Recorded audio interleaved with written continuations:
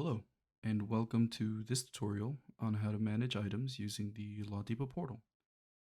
Item management can be very simple, and this video will walk through the steps of creating and managing items in your inventory. The first thing you need to do is log into your company portal. So once you do that, you will be on the home screen on the dashboard. And here you can get a quick overview of your sales and sales orders, a chart detailing your sales amounts from the previous month, as well as quick links on the left for useful actions. You'll also see any updates or changes made to the LawDepot portal itself in the What's New/Updates window. Now, to manage items, you need to click on the Item Management tab on the top. This drop-down menu contains where to see your items, where to see your item categories, your item brands, your item locations, if you have multiple warehouses or locations, your units of measure, a price level manager, and a facility manager. Let's start at the Items tab.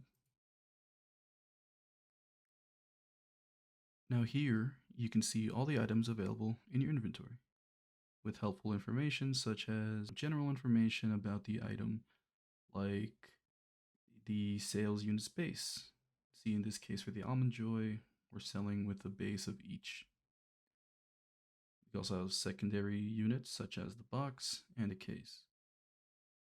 You see where the location is. You also see the category it's listed under, the brand, and the price and quantity, as well as if you have any on hand. Now, let's start on how to create and add a new item to your inventory. We're going to create an item listing for bagel chips. Now, on LawDepot, every item needs a category. So let's create a new item category for this item. On the drop-down menu for item management, there is an Item Categories tab. Selecting it will bring you to your item categories section, where you can see all of your item categories. Let's make a new category under the snacks category and call it chips.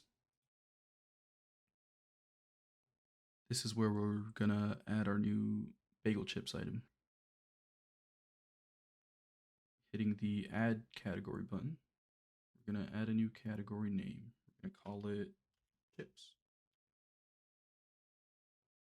Now here you can add a quick description of your category. We're gonna put this chips category as a parent category under snacks. You can also choose to show it in our portal and mobile catalog, show the category in their web store catalog, and if it's active or not. You can also choose where it's visible by. Any groups you have, you can choose to make it visible to them or not. You can also change how the category shows up on your portal and on your catalog. You can choose to make it bold. You can choose to change the color if we so choose. So change the default size or indent it if you'd like. Now that we have our category made, let's go back to the items section and create our items. Going back to items.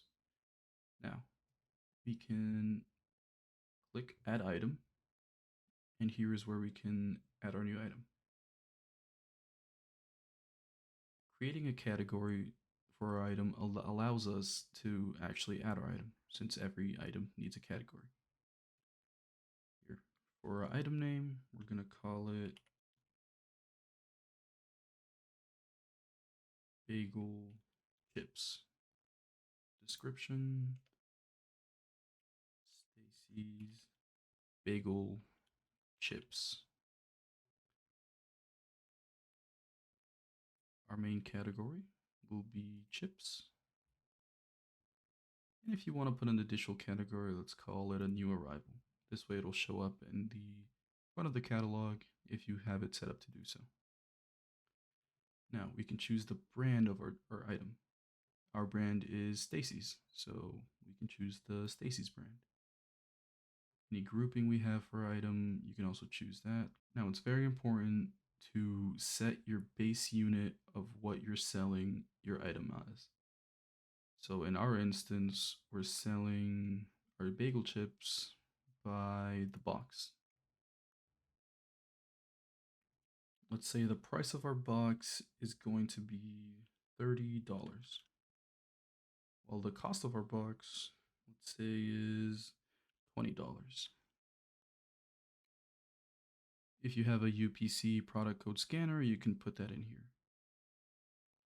If you sell products in multiple quantities, for example, we have the base unit of a box. If you also sell products, say, by the case, you can choose to add a secondary unit and list your secondary unit here.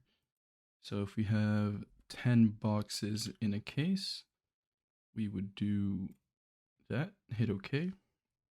And for pricing the secondary unit, you can leave the price box blank and it will automatically set to what your price of boxes in each case would be.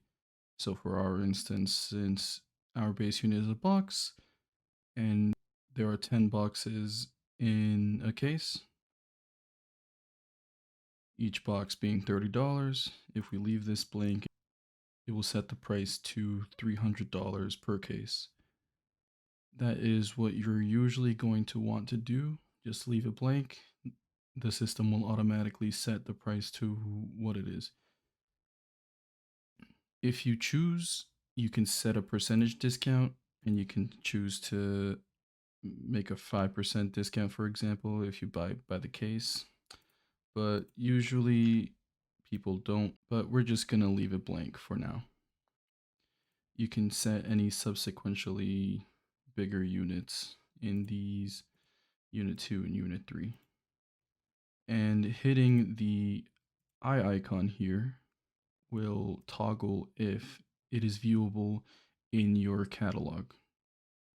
So for instance, we can check if the case unit will be seen in the catalog.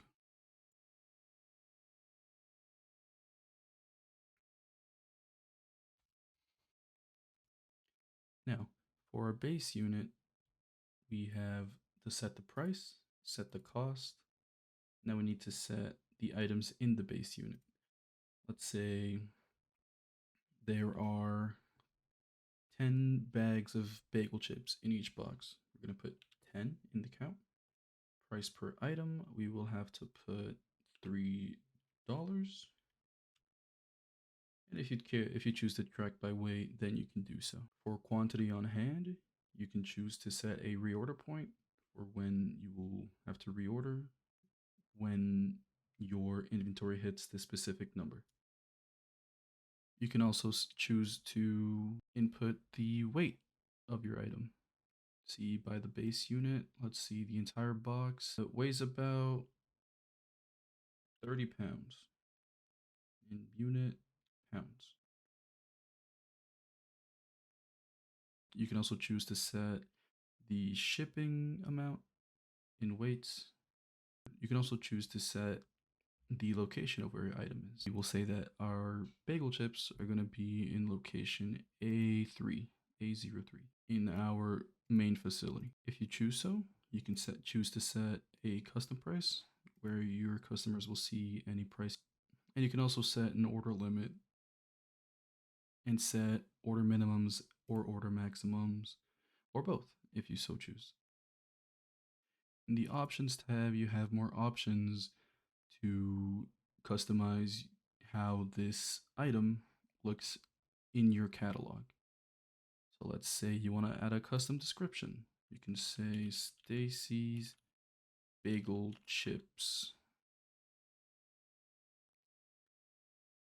flavors. If you have multiple flavors, say if I was adding an everything bagel flavor as well as this regular one, you can choose to specify that. Under item tags, you can choose to set any tag if it's on sale, if it's new, if it's a bestseller, and so on and so forth. If it's organic, kosher, halal, useful categories and useful tags. And you can choose to set a custom tag, such as on hold.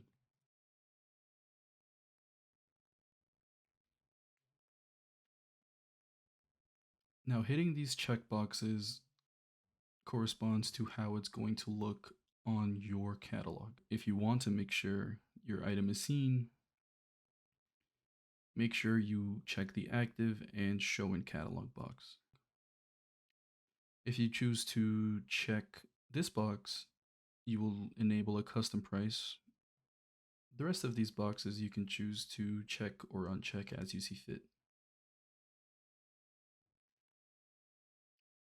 All right, with all that set, we can choose to hit OK, and our new item will be listed right here, alphabetically. Now it's looking a little bland, so we can add an image to our bagel chips.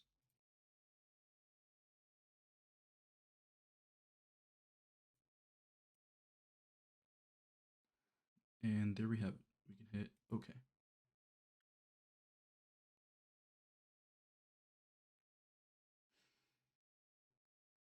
And here we can see all of the information that we just set. Our bagel chips, Stacy's bagel chips description, our sales unit base, which is a box, and the secondary unit, which would be a case. We can see how many items are in the box, so 10 bags to a box. The price per item in box is $3, and the weight is 30 pounds. And the location of our item is in A-03. Our category of our item is chips, as well as new arrival. And our brand is Stacy's, with our flavor being regular. We see the cost of our item and our price, as well as how many we have on hand. Now we can come over to our web catalog, where all of your items are listed. And this is what your customer will see on their end on the web catalog. You can go over to the snacks section, scroll down to chips, and there we have our listing for our chips. The nice picture, all the details. We have the unit, price per unit, the box price, and the case price. Listing that each case has 10 boxes, each box has 10 units, and the price per unit is $3.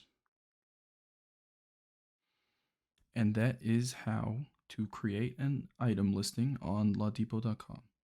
I hope this tutorial has helped, and thank you for watching.